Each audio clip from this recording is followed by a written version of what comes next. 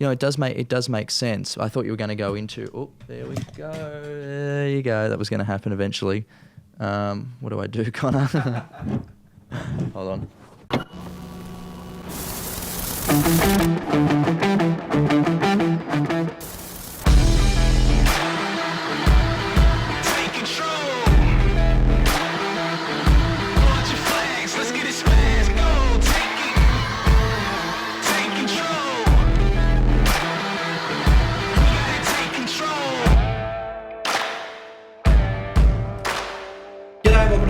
Show. My name's Josh Wade. Thanks to The Siege for helping us out with the theme song. We love it. We love the boys. They've helped us out so much with that. So if you want to go support them, please do. Go listen to other music. They're a bunch of fucking legends. Plug time. I've got some shows coming up. By the time this comes out, I'll be finished in Adelaide. I would have done 3 shows. They would have been fucking spectacular. The reviews would have come in. They would have been like, this cunt's on fire.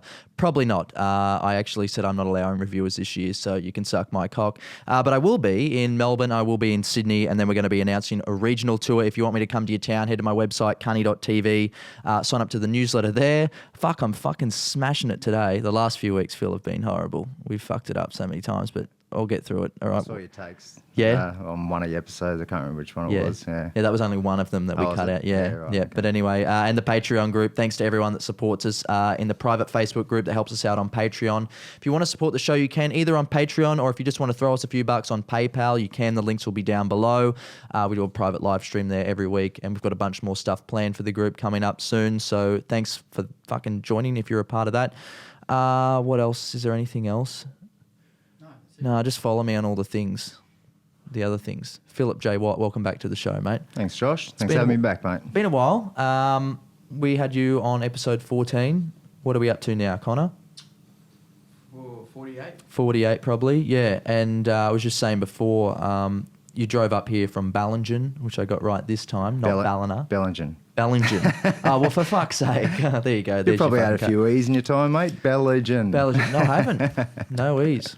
No, I've never done any drug other than weed. Well behaved. Yeah, you wouldn't believe it, but I set up a good facade, I'm pretty sure, if you believe it. You probably don't need it, mate, by the way that you can, sort of tap into that energetic aspect of yourself. My brain's wide fucked up, so... yeah, but anyway, thanks for coming back on the show. Mate, my pleasure. Always happy to be here, always happy to come back to you, mate. So lots changed. It has. Lots changed in the world. Not just in the world and within us too, I guess. Yeah, I guess so. I think there seems to be a real, forgive my spirituality aspect in this episode, but yeah, there seems to be a real energy shift that has taken place or is taking place, and I feel like a lot of people are...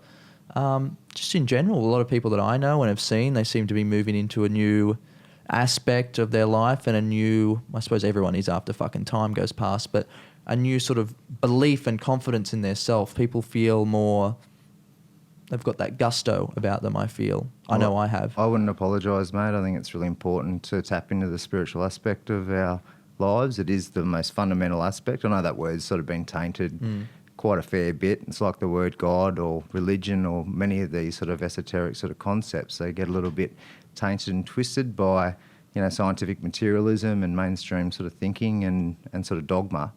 But yeah, no, we just think about what's happened over the last 10 years, 20 years, 30 years. The world's shifting on so many levels, and we're sort of in it and amongst it, and we sort of forget to look back sometimes and go, wow, like look where we've come from just even 100 years ago. So even the last 10 years has been phenomenal on so many different levels, and it's going to continue. It's going to continue, and it's actually something that I wanted to talk about a bit later, which is the sort of the new spirituality that's emerging, which is sort of like an old spirituality. But we're moving more away from that new agey sort of all fairies and rainbows and fucking unicorns hanging in circles, doing a dance. Byron Bay, yeah. And moving into something a bit more realistic, including what's, a lot of the topics you cover, dealing with what's actually happening in the world. So it's interesting because you look at it and you feel like on one side everything's going to hell, everything's going to shit. And for a long time that's all I looked at. That's all I focused on. And I mean, when I first met you, I was down this path of the world is fire and brimstone and it's coming to an end and look at all the terrible things that are happening. And I'd spend a shitload of time just on all the negatives. I would consume my day in negativity and crap that was going on in the world.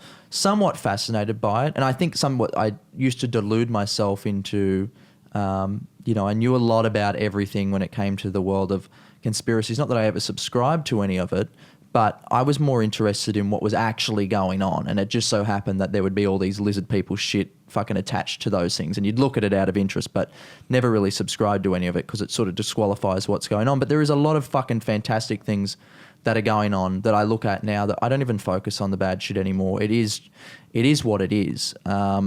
Well, it's important. I think we've got to strike that balance. And I never really told you my story last time on the podcast. Like I did. Yeah, who the fuck are you? Some blow-in, mate, just having a crack at life. But look, I went through a bit of a so-called spiritual awakening from my early adulthood, completely laced with depression. So I had a lot of personal development work to go through.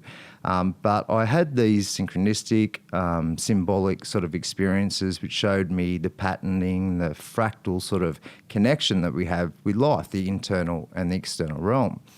And so I went through that, and I can talk a bit about that later because I'd love to get a bit more deeper into that.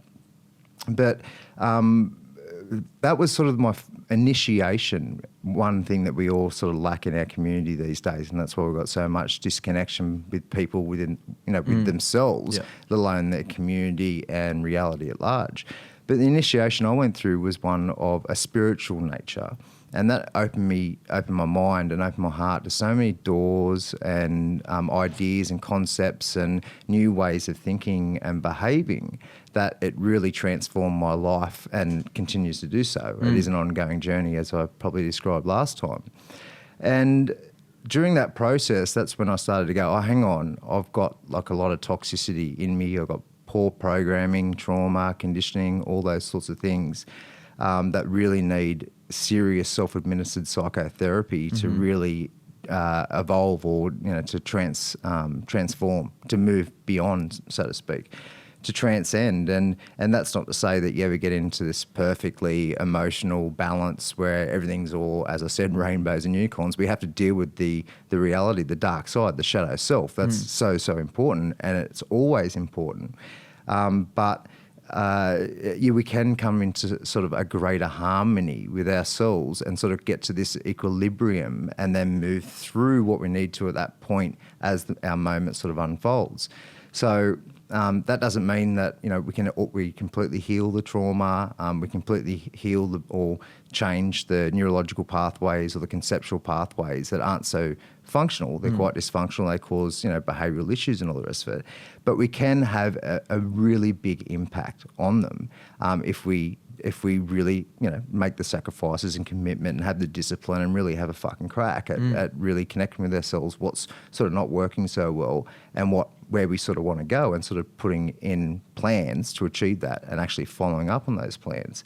But then I went through that, and I'm still going through that as an ongoing journey. It's as life. always. Isn't that what it is? But then I came across the conspiracy world. So I was equipped with some sort of philosophical force field, which I already sort of naturally had, being I've got a lot of Aries in me and the Virgo moon. I'm very much aligned with astrological, numerological, and all those forms of symbolism. Can you explain mine later? Explain. Do you know much about that world? No, I'm definitely no expert. Okay. My missus is amazing at it. Yeah. I'm more of an aggregator of all these different forms of symbolism and patterning, and just know my experience in and out. Yeah.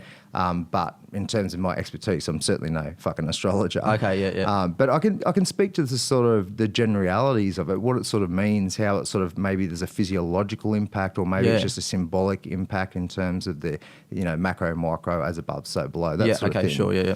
I was already naturally equipped with that force field, but then I doubled down on that with my self-administered psychotherapy and the spirituality, so sort of really tripled down, and then came across conspiracy. I sort of knew about political corruption and all that sort of shit, but when it comes to the deep, dark rabbit holes of the archonic nature of reality, and the interdimensional messing with our potential reality, and all the other forms on a material level, such as banking and pharmaceuticals and media and all the stuff that I sort of mentioned, I think, in the podcast last time.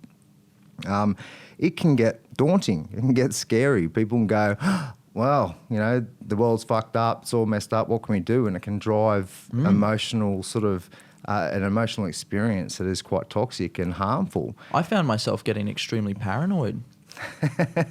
Just thinking, this is fucked, Like it really started to have, I think, if you go back and watch a lot of those earlier episodes and just who I was back then, it was something I was constantly thinking about. Like, look at this is the reason for this. And I didn't realise, but it was driving me crazy. It was making me go further and further and further down a rabbit hole, further down a rabbit hole, to the point where I was in this echo chamber that I was preaching against this entire time. I was saying to people, that's your ego, or whatever. I'm like, that's my ego. Like, there's nothing more egotistical than telling someone that the way they're acting is because of their ego. Like, I was in this diluted world of fucking craziness, and I just tapped the fuck out. I'm like, I'm out. If this game is capitalism and we're playing Monopoly, then Jesus Christ, motherfucker, if the world's rigged, I'm going to have to be a rigger, because otherwise I can't live in it. It's one way or the other. But well, it's important to face all that sort of stuff. We need to talk about it. We need to have public dialogues around what's going on systemically, and that doesn't need to go into some of the more deeper metaphysical questions and stuff that sort of you can sort of face and experience and journey through on that gnosis journey. And I'd like to talk a little bit about Gnosticism a little bit later, and that's sort of part of this new spirituality that's emerging, or as Gordon White says it on his podcast, Rune Soup, which I do recommend for people to tap into. We're going through a re-enchantment of the world. And I totally agree with that. On certain levels, that's not to say that that's a huge proportion of people at this time. But look, there's just so much magic out there, but there's also so much madness out there. And I think it's really important that we do strike the balance. And for your circumstance, you got a little bit obsessive and you got a little bit imbalanced and you went a little bit too far in a way that began to be self-abusive. But that's all right, because you recognise it and you went, oh, fuck, hang on, I've gone a little bit too far here. I need to swing it back. And maybe you've gone a little bit too far on the other side now. Maybe here I am talking about being a rigger of the world. Fuck me. Here I am wanting to fight the system, and now I want to be the fucking system. Yeah. Well, I mean, as you said before we start this podcast, play the game. I completely agree, mate. You have to do what's right for yourself, your family, your community, and reality at large. As long as we take that as we one of the major themes of the first podcast was, which is a sovereignty approach and natural law, and have those ethical ethics to back up your behaviours. Yeah. But before we go on, this is a good segue into a question I had for you. Yeah. Oh, yeah. Okay. Yeah, cool. because I watched the podcast, as I mentioned yesterday, just to get a recap and figure out where I might be able to move from that talk. And I realised that you were I had an opportunity to talk to you about your own healing or self-healing and self-growth. And I thought I really fucked that one up. I should have just sort of explored that a little bit more with you. So as a question to you, how are you going in terms of your depression and anxiety? Because you've been very vocal about it on your podcast. Okay, So it's very public. So I figure, how are you going, mate? Have you worked out any strategies to make that a bit better for yourself? Yeah, I mean, I've always been able to self-manage it to some extent. It's not something that will ever go. I think the realisation that I've had, that I've probably spoke about quite a lot, maybe in private with other people, but what I want to do over the next year, because I would say this is it, like the next year, this is it, as in, me as a public figure or as a comedian or whatever, will be the fact that for so long in my childhood or whatever, there must have been some sort of needing of approval. I don't know why. My parents loved me. I got everything that I wanted. Maybe it had something to do with the fact that, and still to this day, I can recognize it every single time it happens. I never really felt like I fit in strongly to a group.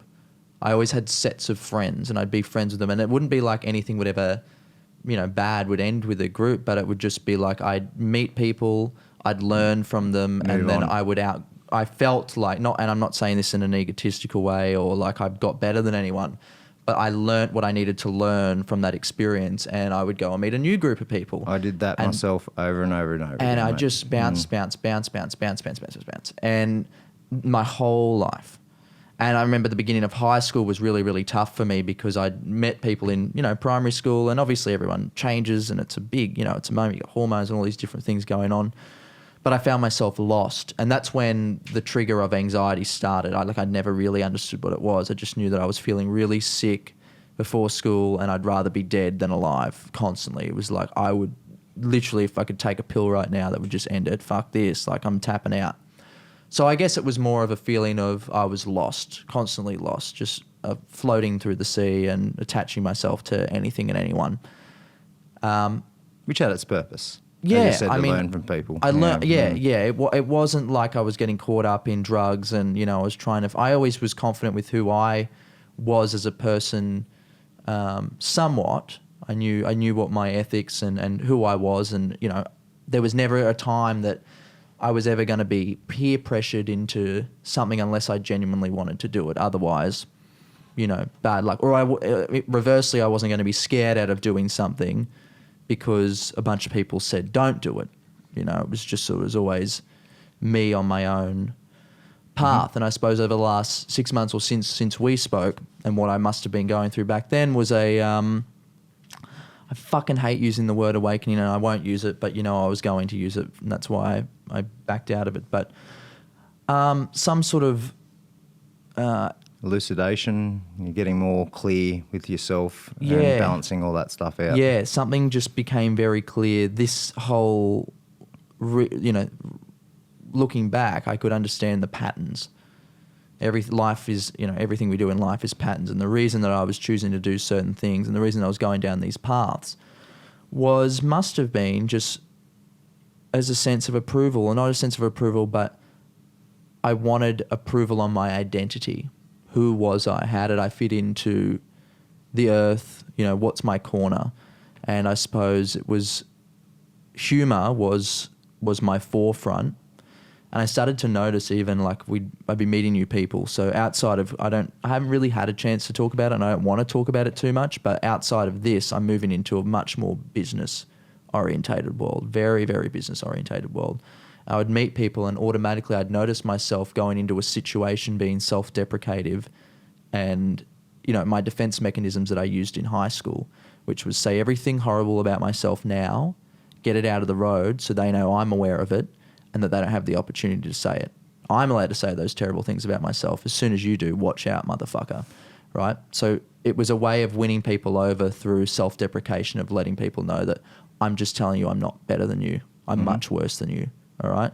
And then you sort of slip through the cracks. And as soon as I started to notice myself doing that consciously, then it was sort of a back out and it was like, I'm not confident in myself. Why aren't I confident in myself? There's a million people that follow me on social media and whatnot that think I'm funny. That's why they follow me. How many more people do I need to say you're funny till I feel any better? None. None of it meant anything at all. It's lovely and I appreciate it and thank you, but none of it is substantial. None of it is, going to feed any more of my ego. My ego has been built up so much that it's just blown up and now it is just, I'm just confident in who I am, but I don't need the approval anymore. So that depressive sort of thing is somewhat gone. Subsided. Yeah, I don't sit in bed and mope and piss and moan about things anymore. This is... Sounds like you got a bit of more of a purpose too with the business side of things. So you got a bit more meaning about what your daily experience is about and you're building your identity separate to I'm a comedian getting all this attention. Well, yeah, and I think the main thing is that I was playing the high school game. I was going out there in a public life and trying to get everyone to think I was one person that I wasn't ever anyway. Look at me. I'm wearing a fucking turtleneck and, I'm happy with who I am now. And flaunting it. Yeah, fuck yeah. Why not? I think what really affects me, and I'm sure we will get to this and what is sort of motivating me through this next year, which is hard because again, this is not coming from a place of, it somewhat is, of course it is, but not as much anymore of an ego type thing. But I think I know so many young people my age, men, that have killed themselves, and they didn't get what I don't know why. There were always people that were popular at school. They always had the things that I never had that I thought I wanted that would make me happy.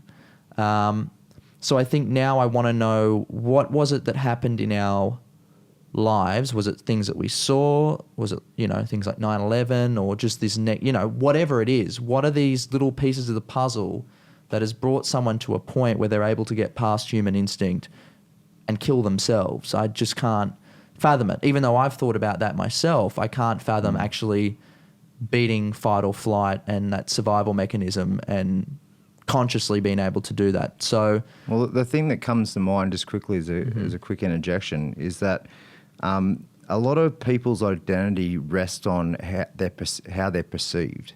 So I've got a few friends, and I've known a lot of people that were moving through life in a way, and they place self-worth on how they were perceived in their social groups, in their community, how much power they've got, how much money they've got. Yep. It was all external. It wasn't internal work. Yes. The internal work, the philosophical force field that I talked about, Yep. all this inner introspection, be it spiritual or just on a sort of a material level, either way, just connecting with the self on at least how am I operating inside? My thinking, my feeling, how am I acting? Who am I right now? What are my hypocrisies? Where could I potentially go? What's good about me? What do I feel like are a natural strength? What's a weakness that I need to focus on and maybe build up a little bit of strength about? All that sort of work hasn't been done by a lot of people to a huge degree. And so when it comes to the point of, we'll just say those popular people that you talked about who killed themselves, maybe something shifted in their lives and suddenly they weren't getting that feedback from their social setting, whatever it was, and they're like, fuck, they started to have an existential crisis really early. I'm freaking out. Who am I, sort of thing. And it comes to that point of I'm a fraud. All those sorts of questions come up because you're not really connected with yourself. So you sort of do feel like that. I went through it personally myself. I'm like, I really don't get who I am because I was too busy trying to create something that wasn't true to who I actually am, and I still hadn't figured that out. So luckily I got in early because I went, as I said, through I wouldn't even say early. It was not until my late teens where I started to really take this serious, and then early 20s where I actually started putting in real work, real inner work to overcome this dysfunction. It was a serious dysfunction, which is both self-administered, so I was literally feeding the beast within me, or I was being self-abusive and continuing those toxic cycles. Drugs, alcohol. Just my emotional dysfunction. So I was fostering it.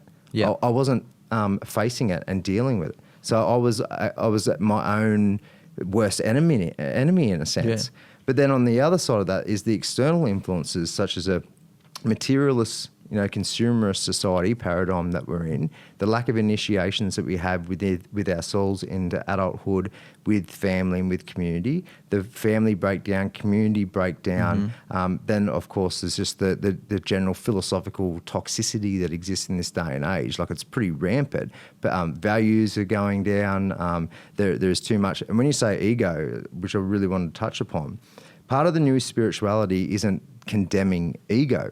Ego's great. Ego is just our identity. It's just our sense of self, plain and simple. You can get a dysfunctional, toxic ego, one that wants to be greedy and predominantly selfish. So there's nothing wrong with selfishness, and there's nothing wrong with greed. But if you're going excessive with that and harming people in that process, and then doing that anti-sovereignty approach, then that's a toxic, dysfunctional ego. But if you've got if you're looking after yourself, looking after your sense of self, your identity in a way that is going to, it's like that old cliche, love yourself before you love somebody else. You can't, or it takes, you need to be able to love yourself before you can love anyone else. One of the truest cliches there are, because we really do need to connect with ourselves. And on a spiritual level, once you connect with yourself, you start to realize that you connect to everything else. So there's that cascade effect. But also just on a general respect level, you know, I'm starting to respect myself. Well, hang on, what do I really want? What's important to me? And then therefore that translates into shit that must be important to other people as well. Because why would, you know, I want it, but no one else sort of want that, so those sort of feelings. Yeah. Look, to sum up basically my long-winded fucking answer before, it is what you just said, is I just found a way to love myself. The likes and all that all that was, when you really break it down, was an external, you know, adventure to try and find people that would love me, because I so sickly hated myself that I needed to go out of my way, and 1 million people wasn't enough. And it was just this fucking, just put whatever out there, do whatever you can, be funny, shut up, do what you got to do, and get people to like you through your thing, which is humor. And then as soon as that, for some reason, I don't know what it was, but that just went. And maybe it was a podcast helping out with that. Maybe it was just the fact that, all right, well, you got to talk for an hour and you got to talk about serious things. Sorry, motherfucker, but you just can't put that facade on for that long anymore. It comes out, doesn't it? It breaks down. So, yeah, I fucking love me now. I do. And that's not in a way that I love me so everyone else has to go to hell. What I can't understand is exactly what you just said, and what I want it to be over the next year or so is I want people to feel what I'm feeling right now, to go through this, because this is fucking incredible. Because the confidence and all the other bits and pieces, I'm doing things now that I never thought I would do. I was confident enough to walk out on stage, but the thing that was fueling that confidence was external love. Don't need it anymore. I don't need it anymore. I fucking really am happy with who I am and where I'm going, and I want other people to figure that out. But what I want to ask you is, when you say you had this self-administered, what was it? Psychotherapy. That sounds like a fucking like BDSM fucking porn. I don't know what that is.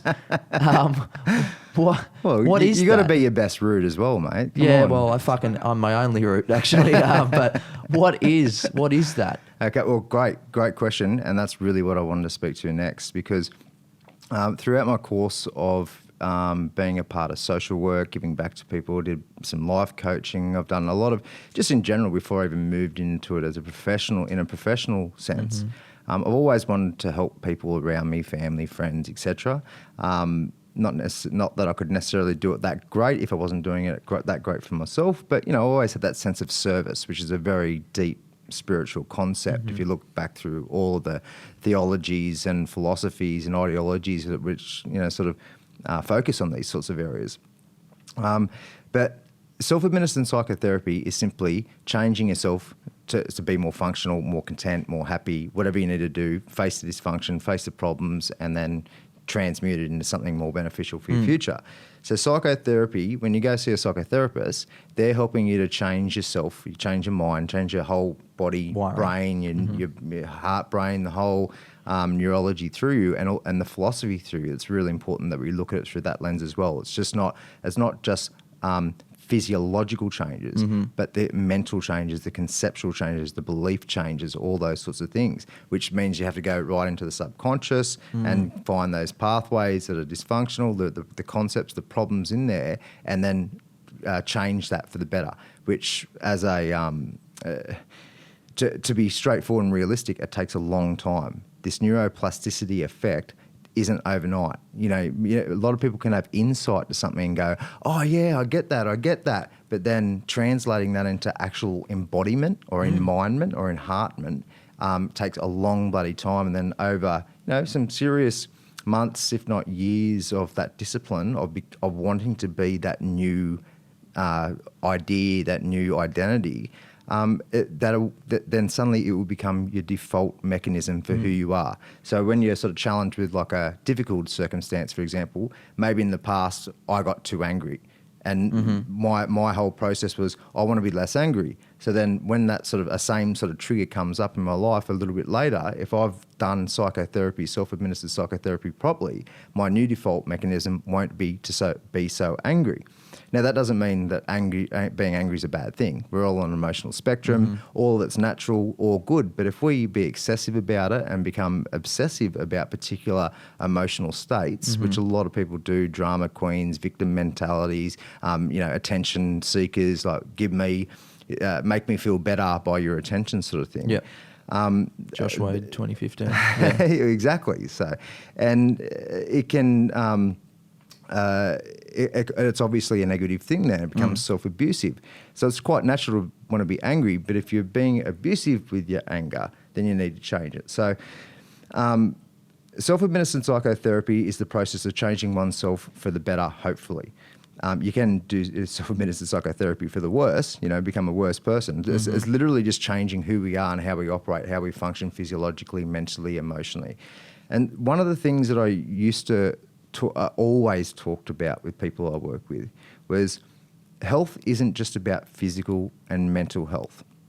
I found it really important for me to gain greater clarity for how to understand myself and face myself, to break that down even further. So there's physical health, psychological health, philosophical health, emotional health, behavioural health, social health, relational health, I don't know if I said behavioural health, sexual health, a massive one. You've got so many people addicted to sex and porn and using sex as blackmail, and the over-sexualisation, hyper-sexualisation of our society is really bad at the moment.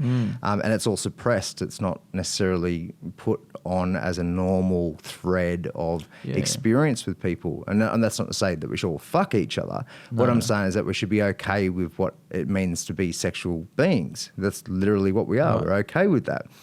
But anyway, so the point being is when you break it down to those levels, you can sort of like connect a little bit better with what's sort of not working and what is sort of working within us. And so the idea is just to go, okay, well, I'm going to observe myself, observe my inner world and how that reflects on with my behaviour and how I express that to the outer world. Work out what isn't actually working that well, like be real about it. If people actually wrote down what they did, how they thought, how they behaved, how they felt over, say, a space of a week or a month, they would be shocked. Honestly, they'd be shocked at how they've acted, who they actually are, because it's very easy to forget about our bad stuff, and then because we're always searching for the good stuff, right? Yeah. And then if we were to actually, and that's why I recommend to people. Though? Well, I'm just thinking about that. A lot of people are. I mean, I'm someone that seems to, and maybe this is actually probably the anxiety thing. But I was told, I was sent to, and sorry to interject, but this is just an interesting point. I was sent to school counsellors and fucking psychologists and that because everyone thought I was crazy, but it was my environment that was severely fucked up. I was fine. A little from column A, a little from column B. Yeah. I mean, I was Jesus, and I'm like, come on, guys. But the only time, and I think that's sometimes even more diminishing, is I would, as a 15-year-old sitting in a psychologist's office, and them asking me questions, and I'm like, trust me, motherfucker, I'm one of the most insightful cunts of myself that I know of in my grade, at least. Like, I don't know why you're asking me these questions as if I don't already know the answer to them. Like, but I was sent to one psychologist once, and they said, and I feel even saying this out loud makes me feel like I'm crazy because I went to psychologists. Like, I was forced to go to these fucking psychologists, right? And I don't think it did me personally, not to say that they're bad, but personally, I don't think it did me any good. For me, the way that it worked was figuring it out myself. And none of the things that they spoke about were inherently anything that was actually affecting me. It was a bunch of other shit. But anyway. Well, just as a quick interjection, mainstream psychology is obviously materialist based, and so they miss the entire spiritual component of life. And not only that, I've worked with a lot of psychiatrists, psychologists, mentors, social workers, health practitioners in general, and most of them are very toxic. It's like going to a doctor and they're extremely overweight and unhealthy.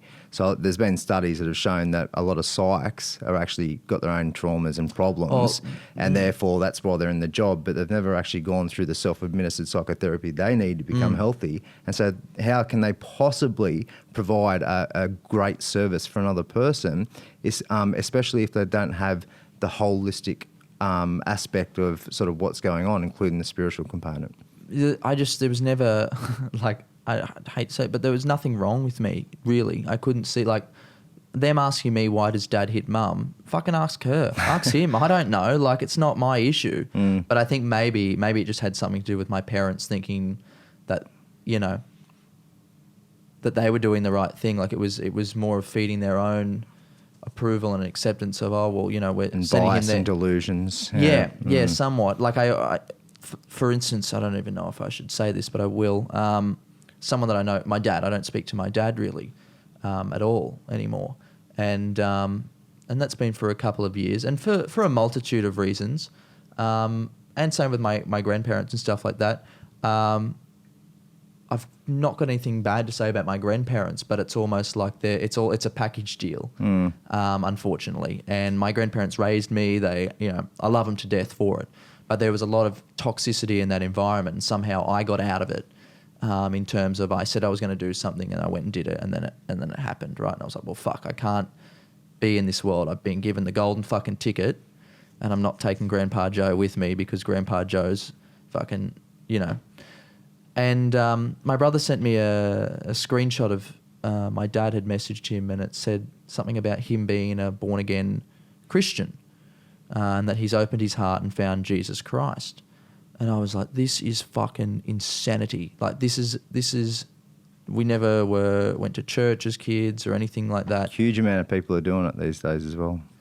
Well, I understand why, but straight away, it just said to me straight away, it was like, people that have done things that they're not necessarily proud of or happy of think, and this is going to trigger a lot of people, I do understand the reasons for religion, I am spiritual, I understand, like I'm not fucking an all-out atheist that thinks it should all go to hell, so please don't think that, but this idea of a man in the sky forgave me because I asked him to, so now everyone needs to forgive me, is absolute delusional bullshit. And I think that, like, that's just insane. Like, I'm a better man now because a man in the sky forgave me. That's what he was saying. And there was messages like, I don't know who you think the man I am is. And it's like, there's just this like world out there that I'm like, I'm just not getting involved in it. So now I've got no family. I've got my mum and my auntie, and that's it. I don't know how I led down this path, but now you're my psychologist. I'm just spilling it out. Maybe I do need a psychologist. Yeah. Well, you were talking about how you were mandated to go see a psych. I'm not sure if you're by the parents or the school. Okay.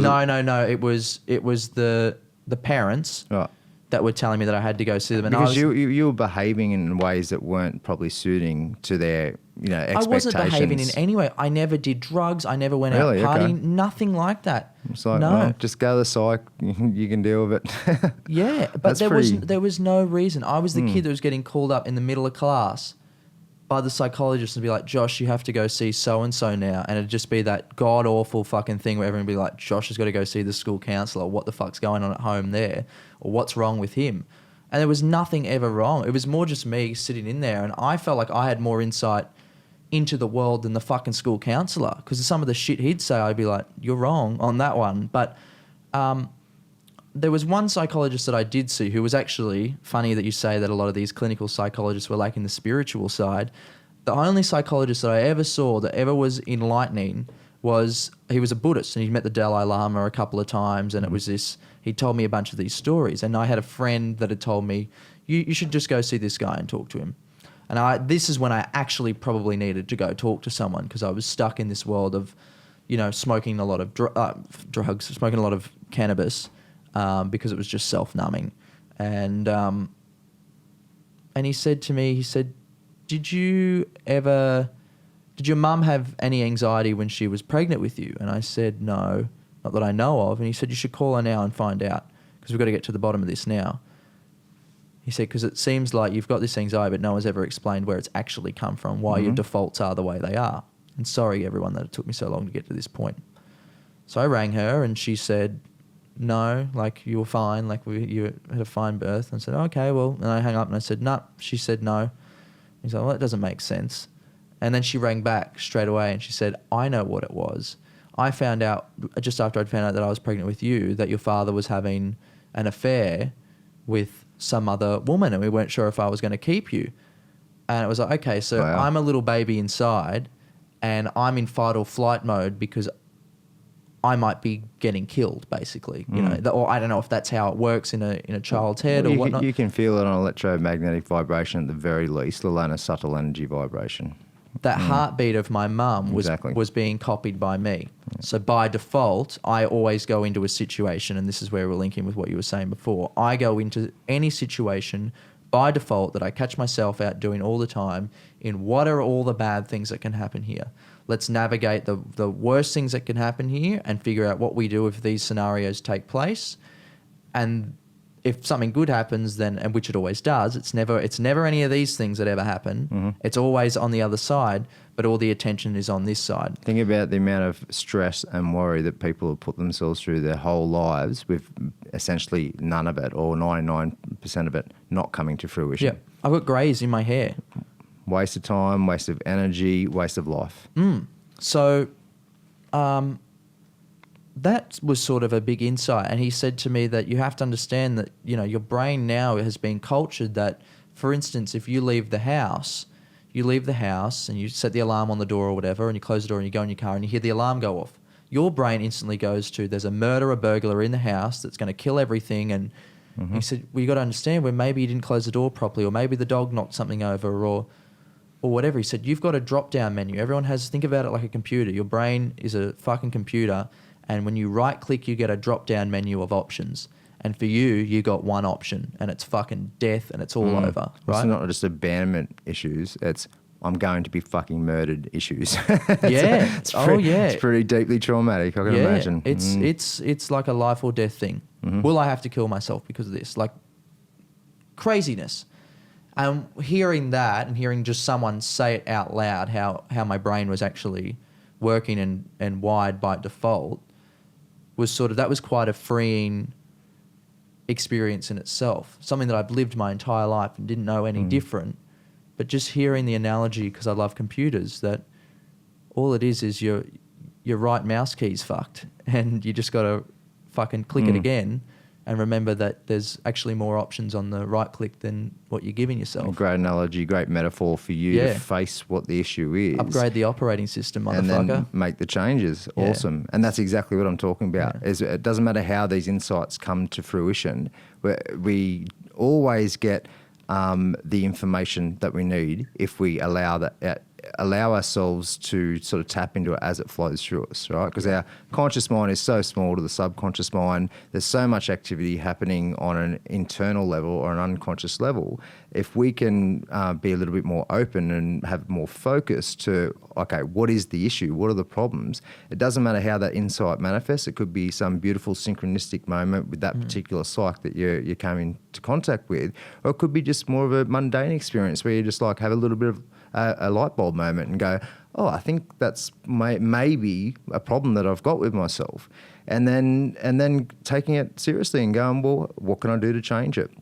And so we go through that process of like the subconscious isn't always subconscious. If you have a memory, that's a subconscious aspect of your beingness coming conscious, right? So we always are shining. The analogy I like to use, I don't think I described this last time, but going out of a night where it's extremely dark, no moon, pitch black, and you've got like a little torch, and where you shine your torch, that's what you're conscious of, and the rest of it's subconscious. So the whole point of meditation or any sort of self-administered psychotherapeutic process is to search around with your torch, find what's sort of working really well, fucking give it the tick, and then sort of find what's not working so well, and move and navigate and create and change and do what you need to as life goes on. Fuck. Are psychologists bad? I mean, I listen to some. There's some great. I'm sure. Have you listened to that Jordan Peterson? You look much into him? Not that I'm aware of. Oh, he's huge at the moment. Oh, he's YouTube? Yeah, he did the YouTube lectures, and then YouTube shut him down. And yeah, of course. I've seen some of his work. Yeah. And that sort of stuff, because part of me, again, the pendulum swung. I was on this real spiritual hippie shit for like a second. I'm sitting there holding crystals, and I'm like, looking at it, my last option, and now I've swung back the other side. I'm like, geez, I must have been really looking for something back at that point. But now I'm much more. I'm very open, but at the same time, I'm critical and I'm conservative, and I'm like, I just think the world has devolved into a little bit of madness. It was always there. well, it was always there. Being but, exposed a bit more now Yeah. because of internet and Yeah. this instantaneous sharing information, all the rest of it. but I mean, there's an agenda that's being pushed that that doesn't make sense to a lot of people. The and just because centralization process. It's well, I guess that is what's going on. But you devolve into obviously the big. They say that the big thing this year is going to be the trans movement. It's going to be I know we spoke about this actually on the last one, but the trans thing, and I had someone explaining to me that's all eating itself up now because there's black trans women that feel that they aren't getting the same rights as white trans women, and it's going down the line. Everything's just splintered so much that it just feels like, and not just in that community, but in any community Hyper whatsoever. divide and conquer. You have, that's exactly what it is. You have Pick a team, get your little group going and focus on that one particular issue and forget about the big pictures. Yeah, and then you have the white straight men that in their whole thing, they're splintering down into left, right, central, and then inside of that, and it just keeps going down and down. It won't last too long. As I spoke before the podcast started, I think it was like, this is going to an insane level. Where does it end? I think it's just the cycle. There's cycles that we go through, and so yes, this particular part of the cycle has been accentuated by a particular activity or behaviour by the so-called powers that be, and so therefore it amplifies it. But I think I've got more of a faith that the humanity of people, the intelligence of people, the logic and rationality of people can really re-engage properly. And so at the moment, there is just this massive divide and conquer happening on, as you mentioned, on so many different levels. But I hope to think that, in a 5-10 year process, that sort of gets, the insanity of it gets sort of flushed out, and people go, hang on, I've got more in common with you than what I do with the way that this system is designed and the way the system is fucking all of us. Yeah. Yeah, I guess I had a comment on a video, and I don't know if it was last week's video, but I had a line in there. I said, society is like playing the pokies or something like that, or I think the guy in the comment related it back to me talking about capitalism or something, or the game's rigged and it's like playing the pokies. Like crony capitalism. You know that you're probably going to lose. You can keep playing, but 90% of people will lose and only some will win the major jackpot. And actually I wanted to read it out because it triggered me a little bit, and I kind of want to respond to it, but I'd also like to hear your thoughts on it.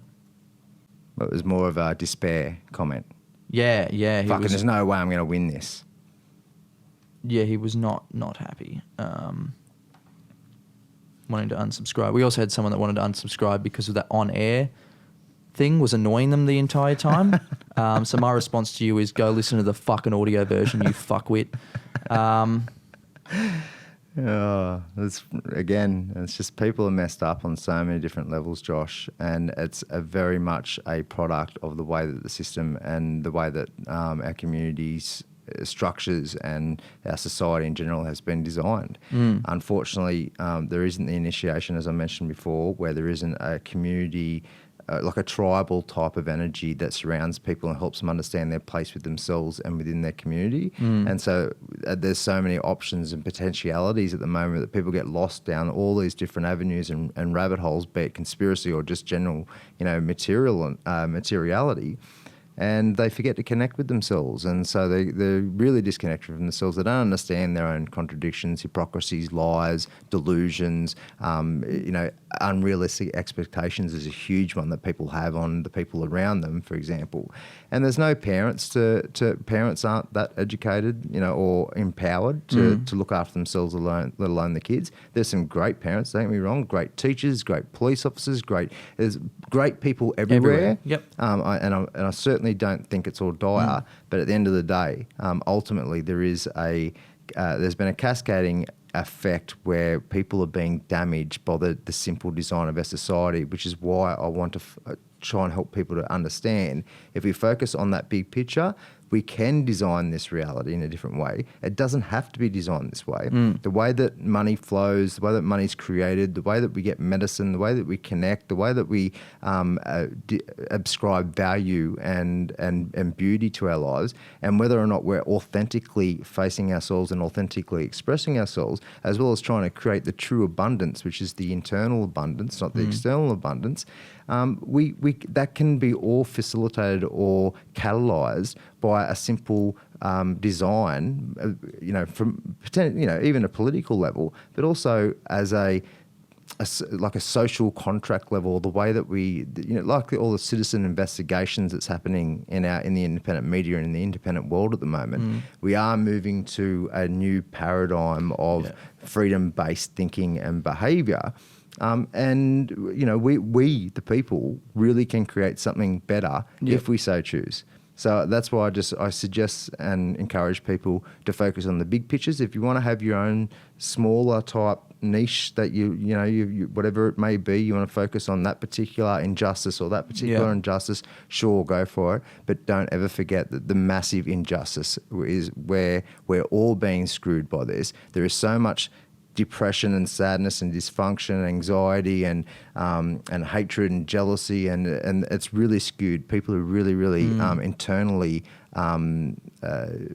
toxic on so many different levels. And not only that, they've lost purpose. There's not much meaning to their lives. They're working jobs they hate. They're not expressing themselves creatively. There's a whole gamut of stuff that needs to shift. And if we want to do that, we can do that. And it's not going to be a short-term thing, obviously. I think I do believe, or I'm at least hold hope, that we are sort of moving in that direction already. That we have begun a process of decentralisation in response to centralisation and decentralisation within the self, but also systemically. And that potentially relates to cryptocurrencies, which I'd love to talk about a bit later as well. All right, that'd be good. I think we should really focus on that for a little bit. But I'm more of a realistic optimist or an optimistic realist, where I'm like, well, things are pretty messed up on so many different levels. I know where I came from. I know how challenging and difficult and fucking plain outrageous it was and insane it was for me. And then I look around, I still see that. It's everywhere. In all people. I still see it within myself. That's the shadow, obviously. It's just that I've transmuted it in a more healthy way, a more functional way for where I am now. And hopefully I'll continue to do that in the future. But it is everywhere, but I still have optimism and hope that we can actually start putting in some pretty smart measures to move forward in a good way. Yeah. I understand what you just said then, but I have to also, because there's going to be people that will comment on that and say, because they think if it's not capitalism, then it's some sort of fucking socialist, community-based thing. It'll never work. And I see the comments all the time. Like, I swear there's been so many times that people have called me a fucking socialist. And I'm like, just for some reason that really triggers people, that if the world isn't like it's black and white to a lot of people, that there has to be a lot of corruption, otherwise we can't live in this society. You can't have socialism because it's fucked up over there, which it is. It's fucked up everywhere. When you say, there's different ways that we can run or decentralize politics, money, and all these different certain types of things, why do you think it is that people jump straight to, well, what you're talking about now is socialism and that's never going to work?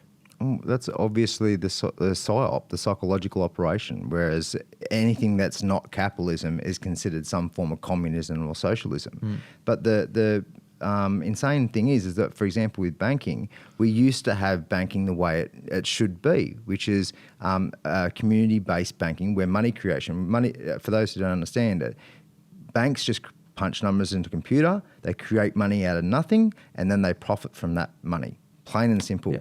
That can be a process which is designed so that the community benefits through, investing in social infrastructure, community programs, all that sort of stuff. Another one is a transaction tax. While money's involved, I mean, as we talked about last time, there's potential whole new systems that we could potentially move to as we move forward. I don't think anything's going to happen sometime soon. No, we are moving. It's on the right track. Yeah, I think so. Another one is the transaction tax. So just get rid of all tax law, everything completely, and just making sure that every time a transaction occurs, that 0.1% or 1% gets taken off that transaction, and that feeds into a decentralized network that money gets allocated according to community needs, right? And so that's where cryptocurrencies and the blockchain can play a really important role. And I'll jump on that in a bit. There's many ways to have honour and justice with the way that we operationalise our society. People have been brainwashed to think that we actually have capitalism right now. We don't. We have crony capitalism. The anarcho-capitalist movement or the libertarian movement want to move to essentially a free market. A free market's never really existed. We've always have some sort of crony deals behind shady deals behind the scenes, and we have what is right now a very prominent corporatocracy where there is a fundamental alliance between big business or big money and the government. And I think I talked about this last time. Macro policy doesn't change, but micro policy does, and that appeases some of the emotional bullshits of the left and right.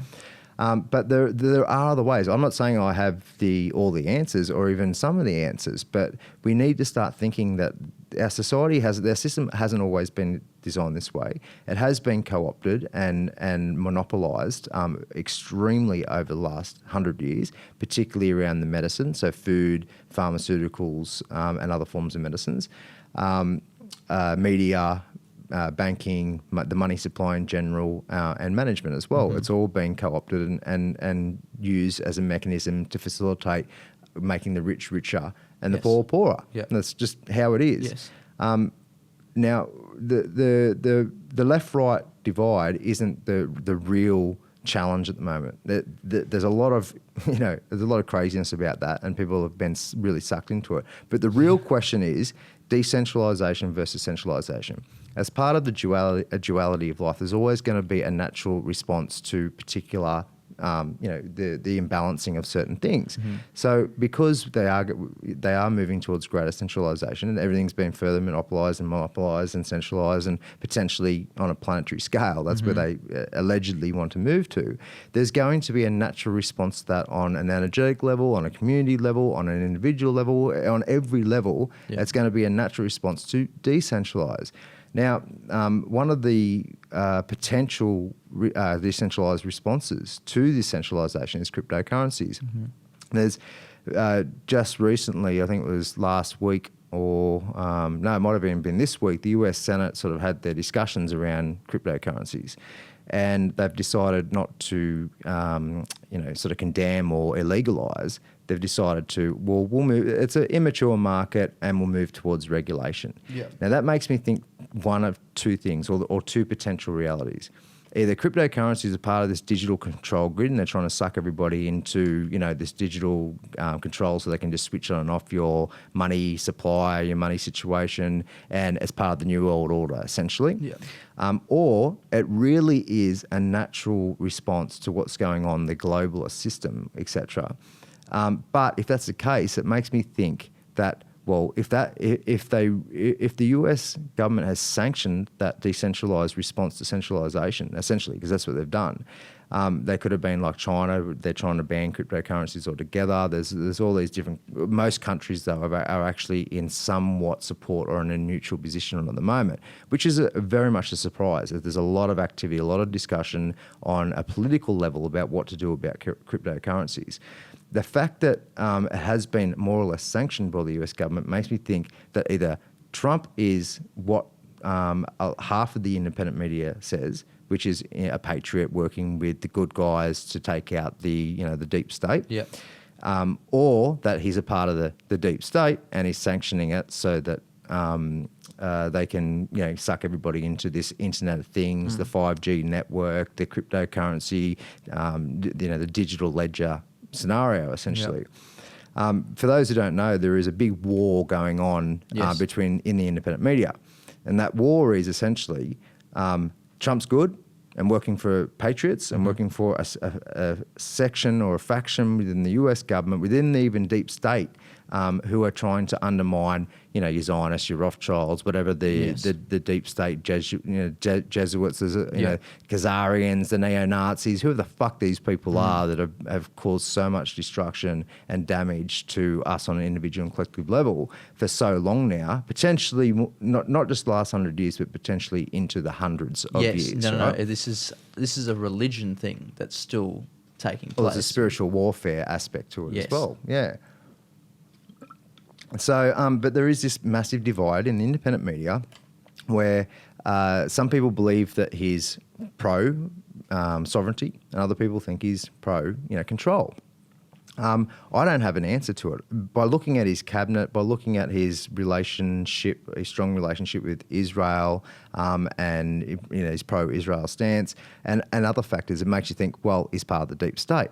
But then some of the moves that he also does, it makes you think, well, hang on, that sort of could be this 4D. Have you heard of the 4D chess concept that people have thrown around? No. So what pro-Trump supporters are saying is he's playing 4D chess. That's what he's doing. He's actually sucking in the deep state in his own way. He's using his own methodology to out-chess them, outplay them and win, right? And then there's the QAnon stuff. Have you seen that? So there's the guy on Reddit who says he's QAnon, it's called, or the Q phenomenon, and he's been predicting all this stuff. He goes, I'm working for the US government. I'm part of Trump's team. What we're trying to do, and he used all this code and language and all the rest of it to describe what's going to happen. And he has predicted certain events that's happened within the under the behind the curtain, so to speak. Part of that process is meant to be a derailing of the pedophile rings. Did you see Trump's order about human trafficking back in late 2017? Yeah. So that's a strong positive sign that he wants to do something. Right? There's a video of him talking about Anthony Weiner in 2006, and he mentions Pizzagate in the video. Yeah, before that was it's even odd, isn't it? Yeah. Yeah. The theory is that he's a fucking time traveller. You know what I mean? It's really out there. Who knows? But at the end of the day, it's when those things get thrown around, time traveller and all this shit, that's when people jump off board of that and they go, Right. all right, look, that's not in reality. That's not. Maybe, who knows? There's a 1% chance that Trump's a fucking, probably less than that. Well, it's because his great uncle or grandfather or something was connected to the raiding of Tesla's compound once he died and took his paperwork, and that's where that theory sort of stems from. Right? So there is. So he's connected to Tesla. Okay. He figured out the vibration of the universe and can now travel through time. For fuck's sake. Yeah. But anyway, so back to the surface. Keep going, back to the surface level, there is this war within the independent media. What else have they predicted though? In terms of the QAnon stuff, you'll have to look it up. So look up QAnon, anon for anonymous. Yeah. There's all these different arguments. I'm not saying I agree with. I'm not saying I agree it's just at a fascinating all. read. It's just the general situation we're at, and I find it quite funny and ironic that some people are anti-Trump but pro-cryptocurrency.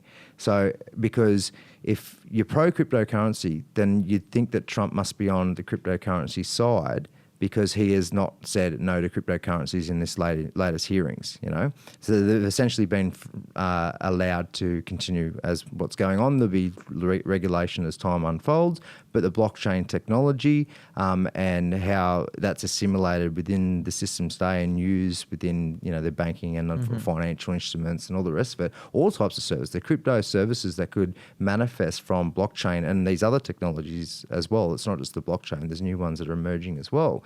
It really, what it does is takes out the middleman on so many different levels, and it is a decentralized ledger, which means that you can't fudge numbers. It means you're a bank, or you're a central bank, or a commercial bank, and you can't actually be fraudulent with your behaviour because every computer or node on the network, on the blockchain network, records every sort of transaction, so that you can't to change.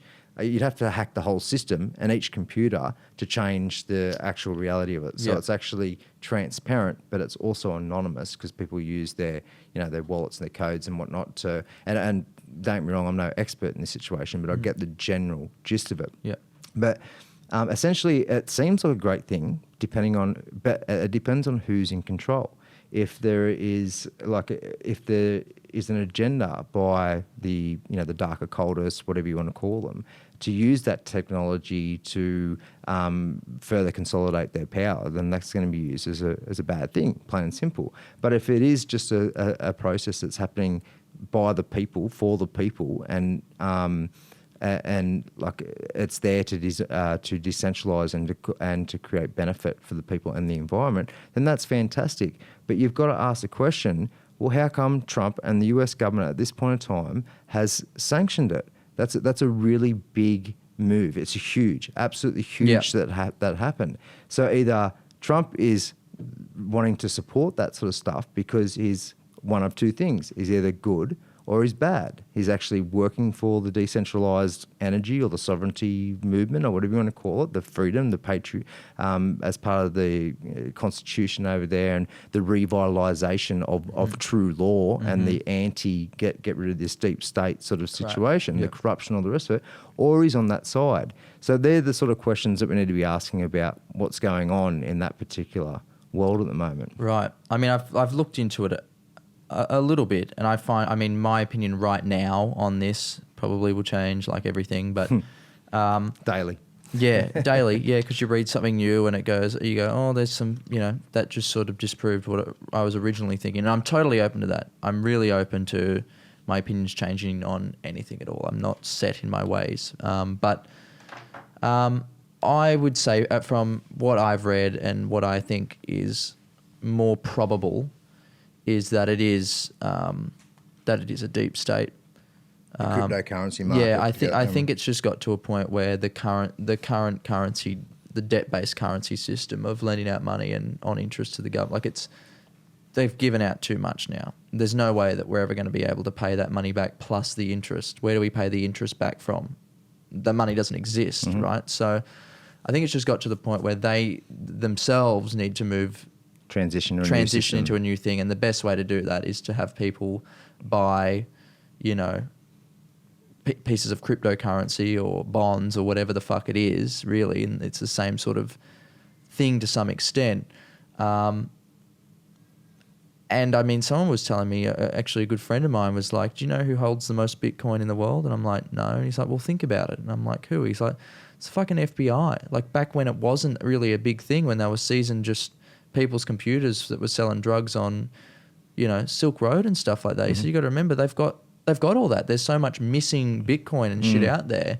That doesn't mean it's not good FBI agents either, because there are good people in the system, plain and simple. And there's always been this split, this wars within the system against. Well, I know, but it was an interesting. Now I don't know if that's fact. I've never gone and fucking looked that up. I've never heard that either. But I would say that they would probably have a substantial amount, at least, maybe not the most, but they'd have a substantial amount. But there was one coin that I was looking at, and I forget what it was called, but there was all this sort of hype around it. It might have been Verge, it might have been something like that, where I started looking into it, and there was a lot of people saying it's the banks. Ripple. Yeah, the banks were behind this, and they're building this up, and they're getting you to exchange your Bitcoin, your Ethereum for this just to get it. Ripple's actually a centralized ledger, so it's actually the opposite in terms of the ethos of what cryptocurrencies are meant to stand for.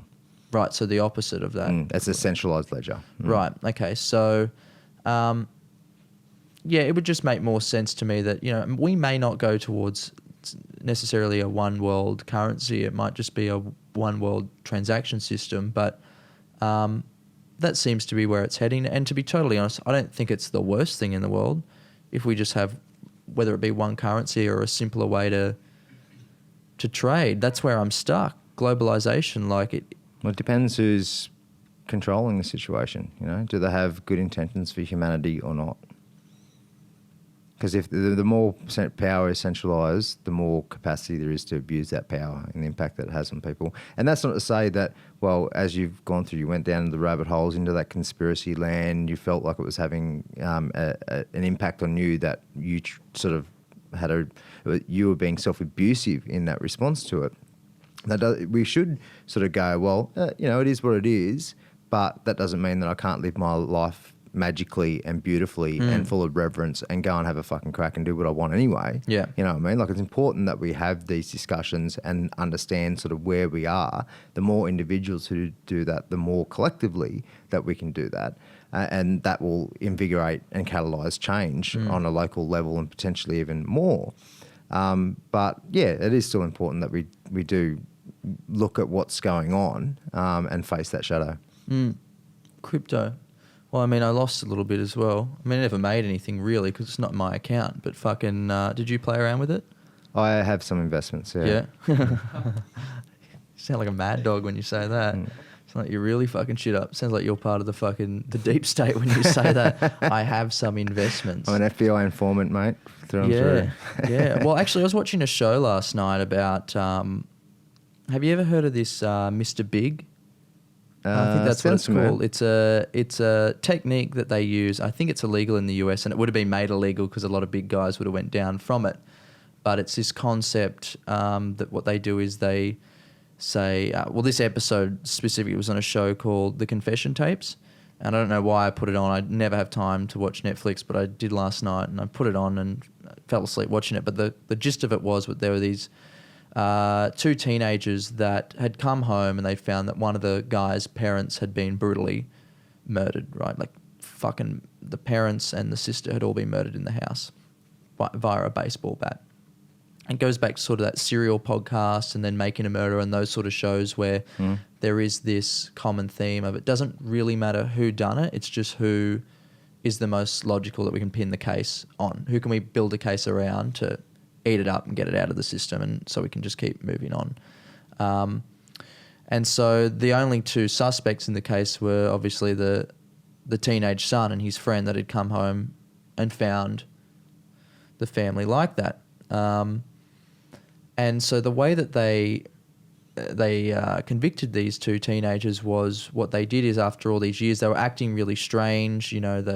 And the way that this show's set up is they showed the police's side of the story versus the family and the family's friends who adamantly believed that they were set up and that they were innocent the entire time. And the way the police got a conviction was after a few years, these boys were obviously unemployable because everyone thought they were murderers, but they just weren't convicted yet, and they were just total outcasts of society. So they sort of forced them out by using the news media to get their story out there. And these guys are crazy and don't touch them, they're murderers. We're just trying to convict them. And then placing them into a fake underworld where they would meet these big bosses of these underworlds and they would be counting money for them and little jobs that looked like they were a part of some big fucking gang type thing. And then what they would do is they would get them in and say, look, you know, we've got people in the police that said, you know, they've got the information on you. It's black and white. You fucking did the murder. You know, and before we go through with this next big thing that we're going to do, I need to know exactly what happened on that day so I can, you know, clean the record so I don't get bit on the ass myself and you ruin the whole operation. So tell me what you did. That sort of concept. So these boys are in there and they're sort of locked into a corner then of constantly after weeks and weeks of this, not even weeks, months, even years, they're programmed into basically giving a false confession just to appease these guys so that they can continue living this life. So these two teenagers, well, they weren't teenagers at this time, they might have been 20, 21, I'm not exactly sure, gave a confession that they killed the parents and then were convicted on that. And they did that in Canada because the boys had moved to Canada, but it was illegal to do that in the US. And I would say that's because that sort of shit's happened to other people before that are powerful enough that they're like, nah, we're not allowing this as a thing. But yeah, and I watched the whole thing and I was like, holy shit, I don't think they did it. But I don't know why I brought this up, but I just thought that was such an interesting way of going about something, the extent that people will go to convict someone even though they know maybe they're not actually... I don't know, why did I go down this No way? idea. Yeah. But let me wrap up the cryptocurrency things because, look, it looks like we're going to that world. Yep. It seems that we're going into this digital sort of transition with finances and social structures and organisations. We already have through the internet, and it appears it's going to keep going that way. Might be wrong. There might be some sort of complete, rejection of all that sort of technology, but I don't think there will be. Therefore, regardless if it's good or fucking bad, it doesn't matter. I mean, let's hope it's good, right? But if we're moving in that direction, then we need to be involved, essentially, not just to protect our own sort of, secure our own finances in our own world, but also to participate and hopefully drive it in a positive direction, you know what I mean? So I recommend that a lot of people do their study. I'm not just talking about cryptocurrencies and trading money and trading them and making money. I'm talking about the technologies, the services, and the communities that are being created from these technologies and these ways of interacting and basically trading value. Yeah.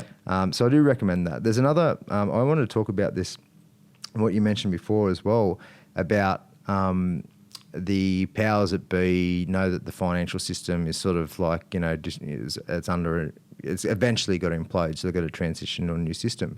I heard this interesting theory that we've all heard of cycles, right? In terms of astrological cycles, we've all heard of the age of Aquarius and all that sort of, more that fairy sort of new agey stuff. Not to say there isn't real value and patterns and cycles in this world.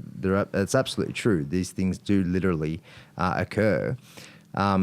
But we're going through a 200-year cycle at the moment, moving from Earth to an air sign. And the astrologer that I was listening to about this, his name is Austin Coppock, Coppock. And he's an interesting guy. And I don't take anything what anybody says with gospel, but I certainly do resonate with certain information more than others. And what he talked about is that we're going through this cycle, and when you look back over the last 800, 1600, 2400 years, the data that we've got shows that every time we got to this point, there was there was huge power shifts, power changes, and those dictators tended to eventually be crushed. Right, so it's it's a positive thing, but it's also a negative thing because we haven't gone through a huge amount of we're still going through the process of that monopolisation and creation. But anybody who's studied the occult, anybody who has studied any of this sort of power pyramid reality to good detail will understand they know this shit. They know about symbolism, they know about synchronicity, they know about magic, they know about how to manipulate energy and manipulate the minds, essentially mind control, through whatever means they so choose. And so they would be aware of this particular transitional process. They've got the history, they're more informed than all of us. So if they're aware of what they're about to go through, then they're probably putting in contingency plans to do so. Yeah. So his theory is that, maybe this my theory, should I say, is maybe this cryptocurrency sort of process is a part of that process, and going, look, we'll feed them a bone in a sense. We'll give them this decentralized stuff, and hopefully we can come out the other side still in control. That's exactly what I think it is. Spot on. That's exactly what I was trying to say. Yeah, right. They figured it out. I don't think it's all just set up like it was just this one big amazing ruse. Like they're that incredibly smart. Well, Bitcoin might have been set up, but the rest of it, a lot of that is organic from the community. Yeah, exactly. And I almost feel like I've said this before. I feel like Bitcoin anyway, or the technology of Bitcoin is the MySpace to Facebook. There's going to be one that's going to come out at the end. It's like Blu-ray and fucking HD DVD and all those things that we see. We're in an amazing time where there's innovation, and whether that's who's funding that innovation, I don't know, but there's innovation nonetheless, and it's an exciting time because I suppose there are going to be people. Obviously, we've seen it before, and we laugh at it, and it's sort of become a bit of a joke of these Bitcoin millionaires and these people that are trading crypto all day, and it's sort of like entrepreneurship and all these different things that have become a really cool, fashionable thing to be. It's going to chew and shit out a lot of people as well, more than it is going to be good. But not necessarily. Not necessarily, but it will for some. Absolutely. And there's always winners and losers in this game of exchange that we call the capitalistic process. Yeah. That's inherent to it. It is just really interesting when you watch how the mainstream media do report on it, though. And you got to laugh sometimes because some of the shit that I see on Sunrise and stuff like that, I saw a thing on my fucking news feed the other day, which was like Bitcoin, things that won't last in 2018, and one of them was Bitcoin, and the way that they were representing Bitcoin was through an actual Coin. And you sit there and you go, like, the people that are watching this that don't really understand what it is, They haven't caught up, no. I think the mainstream media understand what it is, or whoever's, Execs. The execs know exactly what it is. They've probably invested in it. They've probably invested in it, yeah. But it's in their best interest to make sure fucking Tom, Dick and Harry thinks X, Y and Z about If you it. pile in now, if it does end up exploding, as is the potential of it, there's so many new services and tokens and all these business opportunities that are coming out of this process, the blockchain technology. There is still a huge amount of growth to go. The way people say it's a bubble, right? The cryptocurrency bubble. Everything's But a bubble. essentially, if we're transitioning from a fiat-based system into a crypto system, then you've got a $300 trillion bubble within the fiat system, right? Which is essentially just a faith-based process. Yep. So suddenly, if everyone believes that the paper dollar isn't worth anything, or $5 in Australia, obviously, or 10 or 50, whatever, if it's not worth anything, then it's not, right? Yep. And it's the same. Crypto is the same. They're just a digital form of fiat, right? Yep. But their bubble, or their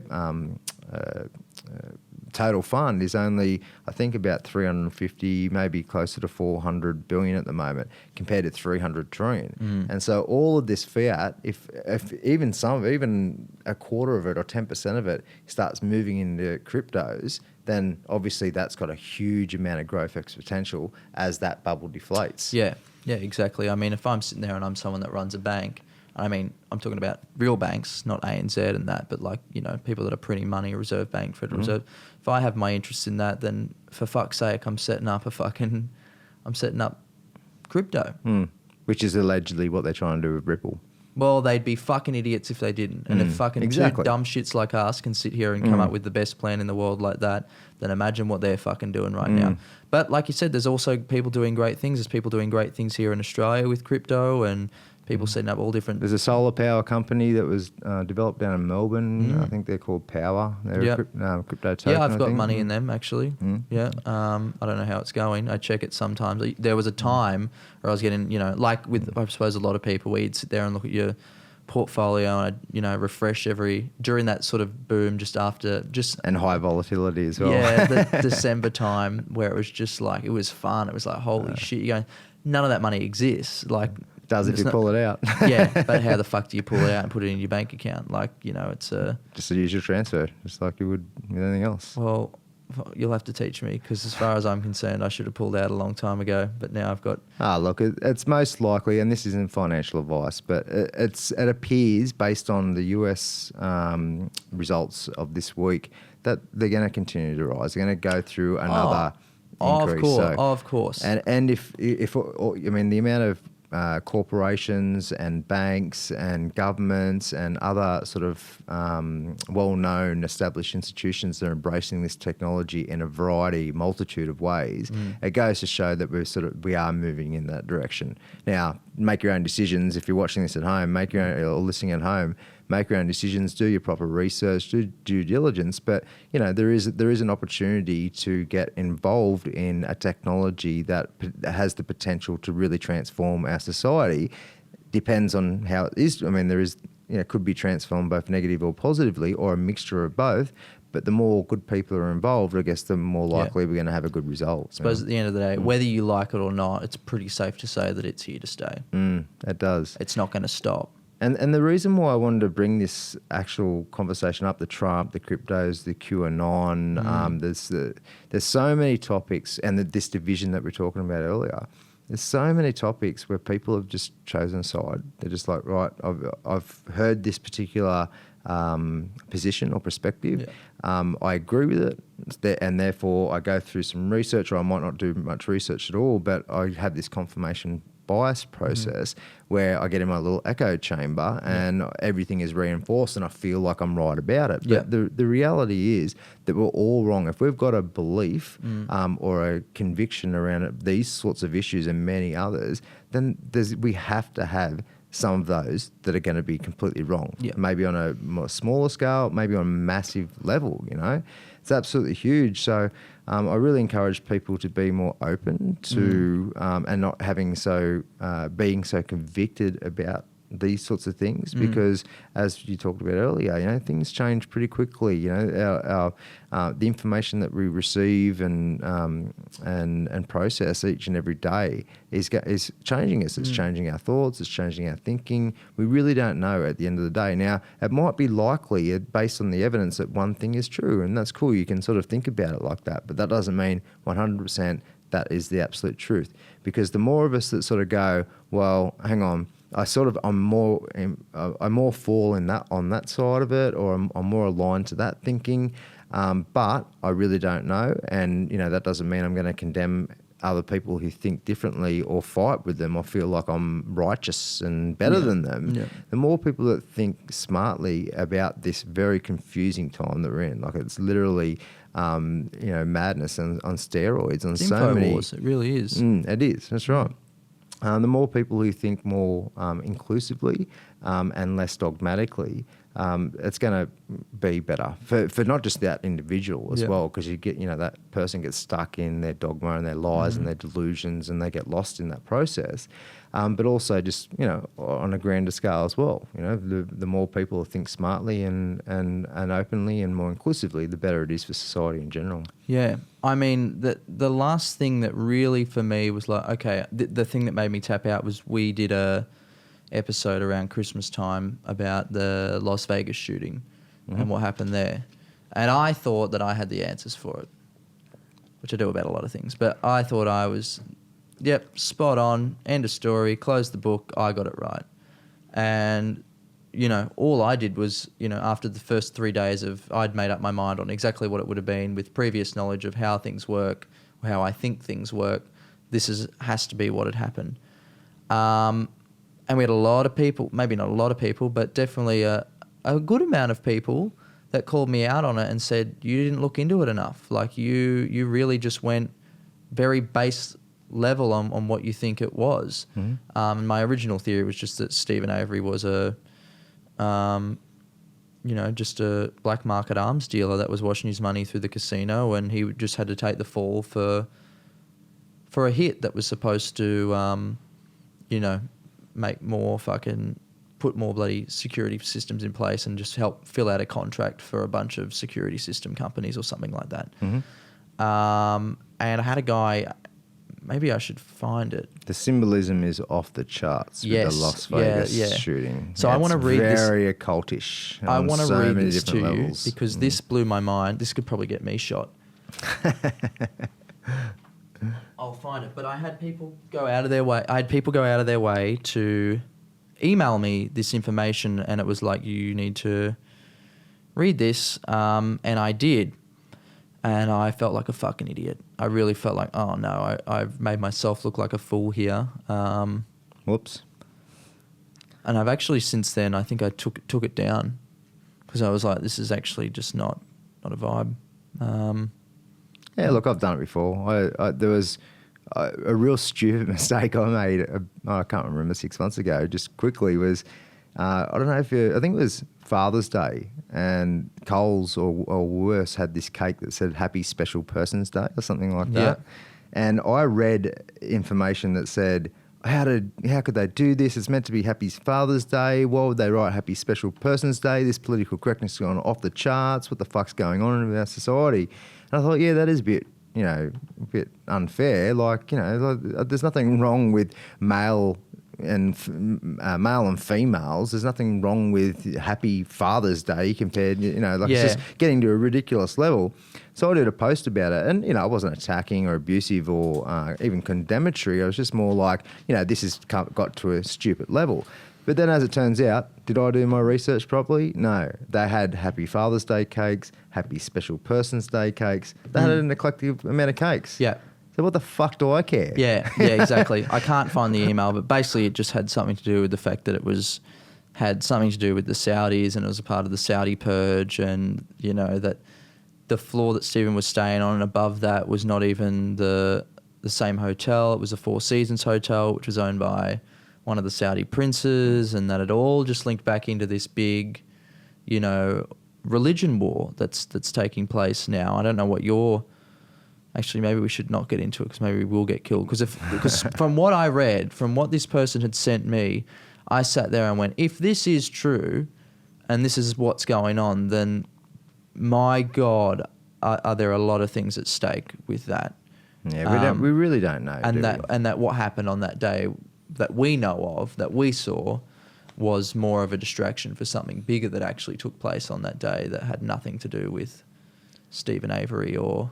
Yeah, if you look into the symbolism, and I'd love to just quickly talk about symbolism, patterns and all that sort of stuff. Like, it'd be good to finish this on more of a positive note, I guess, all that sort of, all the juicy good stuff about life. But if you look into the symbolism in terms of where the pyramid was placed, the names of hotels, the dates, the numbers, all these sorts of things, patterns that occur around that time. If you look into Christopher Noll's stuff, there's plenty of researchers who are really good at unpacking the actual experience and relating that to meaning in terms of occultism. So what are all numbers mean certain things and colours mean certain things, and the pyramid, and this is very much related back to the Babylonian,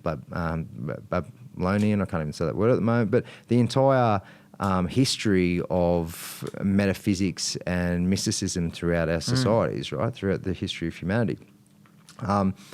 There is always, and then, for example, Stephen Paddock, that's known, sheep are in a paddock. There's all these different types of things that have been incorporated into this process. But if you have a look at it seems to be a very, and I'm not saying it's absolutely true, but there is a lot of evidence to suggest it was a ritual of some type, right? That entire process.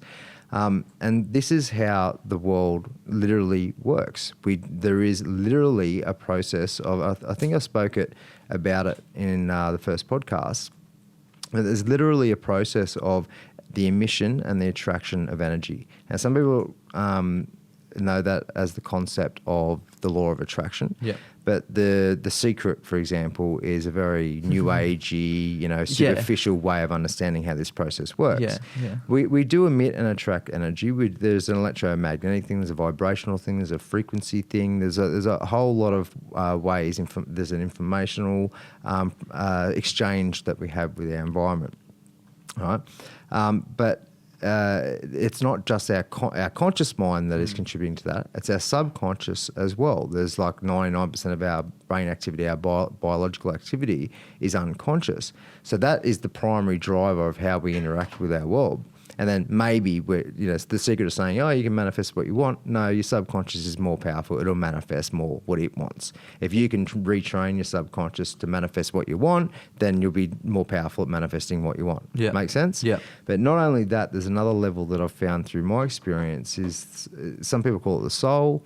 Others, I like to just call it the energetic blueprint, or the blueprint of what manifested me in this time, in this place, with these genetics, with these parents, with these childhood experiences, with all these things that I'm not in control of at all. Yeah. Why Phil came into this existence in this moment, that is a blueprint of some type, right? Because I've just, as I've followed my synchronistic symbolic experience, I've just gone, wow, like there's all these things, these patterns that are happening that are helping me, almost like guiding me towards making a better choice and onto the right path, right? Now, that's not my subconscious doing that. There's got to be something, a deeper layer of whatever I'm made of that is help guiding that sort of stuff. So that's why I believe there's that layer there, because I've witnessed it over and over and over again. So when we go through a process of interacting with our environment, it's great that we consciously want to create some stuff and co-manifest in this interconnected construct, be it consciousness, God, information, energy, frequency, sound. There's an infinite amount of ways that people will describe this oneness of reality. But and part of New Age delusion is that, that's it, we're all one. That's it. We're not separate, we're all one. And no, actually, on another level, we are separate. I'm an individual consciousness in some sort of interconnected consciousness, so to speak. There's a duality there. Yeah. I'm both separate and both connected. It's like the blockchain. Yeah, beautiful, lovely. There's a digital representation analogy for it. Exactly. Always. But it is. We're just a mass computer system, a network. Well, that can lead into the simulation theory, and you know, and that's something that I wanted to talk about last time as well. Is the craziness of that theory, and that and I'm not saying it's wrong or right, but there is, for those who don't understand, the simulation theory is that. Okay, just say in 10 years, 20 years, 100 years, even 1,000 years, it doesn't matter how long, soon we're going to have the computing power necessary to basically create a simulation that is indistinguishable from this experience right now. So therefore, what's to say it already hasn't happened? There's AI already creating AI. Exactly. Yeah, it's crazy. Exactly. Yeah. So it could be very much a reality. And I've just recently written a novel called The Simulation. And I talk about all these concepts we've spoken about today, and including framing it within that simulation theory, but also frame it within the general spirituality. And I mean, because it doesn't matter. Just say hypothetically, we are living in a simulated reality, which is very much aligned to the Gnostic view. And the Gnostic view, the ancient Gnostics, which there's many branches of, they believe that this is a false reality. It's an illusion reality. But they also believe that it was created by some alien god called the Demiurge. This is basically a prison planet is their view about it. So they're very, in a sense, they're nihilistic, but they're not, because they're very positive about it, because it's about emancipating yourself from it. So if you want to look into Gnosticism, that's a whole other wormhole, but there's a re-emergence of Gnosticism. Movies like The Matrix, even the Lego movie, there's heaps of movies that talk about the journey of Gnosis, right? Yes. And that's generally what my book is about the journey of Gnosis and not really knowing at the end of the day. But hypothetically, just say it is a simulated reality, then that nothing has changed. How did reality come into existence in the first place? Yeah. Right. Like, it's even beyond that simulation. What's beyond that? And the same questions still arise, right? Yeah, we can't answer it. No, exactly. So the way I've conceived the creation, and I just love to quickly talk about sacred geometry if I could as well. The way that I sort of, from a quite an early age, conceived about reality was like, okay, to have nothing means you have to have something. Because in the process of having no thing, that inherently means there is something. Because you understand what I'm saying? Nothing is something. Well, no, that nothing. If nothing exists, then something must exist. Because to have the idea that nothing exists, that means that inherently something must exist somewhere else, yes, right? Yeah. So that's how I conceive it. Well, that's duality. That's how creation came into fruition. And how sacred geometry describes it, and essentially it's just geometry, but it's ascribing meaning and natural creational patterns of geometric principles. And so what sacred geometry says is that, okay, what's the first thing if nothing exists and then something exists because nothing exists, right? If something comes in the creation just because of the fact that nothing existed, right? Yeah. The first most simplest thing that could possibly manifest is a single dot, the single point, the singularity, the black hole. You know, that's the most simplest pattern that could come into existence. And then what they say in sacred geometry is, well, okay, this dot wants to move, to create, to grow in some manner.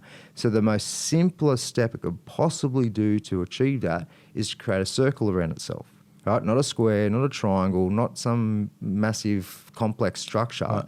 The circle is the most simplest, the most whole, the most natural shape there is from the dot. Yeah. Right? And so that dot moves to the edge of the circle and it goes, well, I want to go and do that again. I want to create more. And then it creates the next circle from the edge of that circle, which creates the Vesca Pisces. And if you look at the shape that comes out of two circles connected to each other like that, you'll see the eye, right? And that's where basically they talk about creation seeing itself and seeing for the first time, right? So it goes through this process of never-ending, really, it is never-ending. It's an infinite fractal patterning unfoldment, so to speak. But eventually you get to all these different shapes and patterns and meanings. And it gets to the flower of life and then to Metatron's cube, and then it just keeps going. And all these patterns and symbols have inherent meaning to them. Yeah. So if I really encourage people to look at documentaries or books on sacred geometry and what they sort of say, it's a very somewhat confusing topic, but it's a real great experience. It is fascinating. That was the exact word I was looking at. Yeah. I remember looking into it. Well, someone told me to look into it. They gave me a book. And it was all a little bit too much for me. I thought this is all just a little bit fucking weird and not my thing. And then Jared Wright, who does the Big Les show, who's been on a few times, gave me the same book again, like 3 years later. And it was like, fuck, I must have to look at this. There's something keeps telling me, here it is, just get an understanding of it. And, you know, it does make sense. I thought you were going to go into, there we go. There you go. That was going to happen eventually. What do I do, Connor? Hold on. You had it stuck with chewing gum. No. Fuck's sake. Now that we've got the microphone back, Connor, are we back? We're back. We're back. We got the microphone back. For a second, I hope.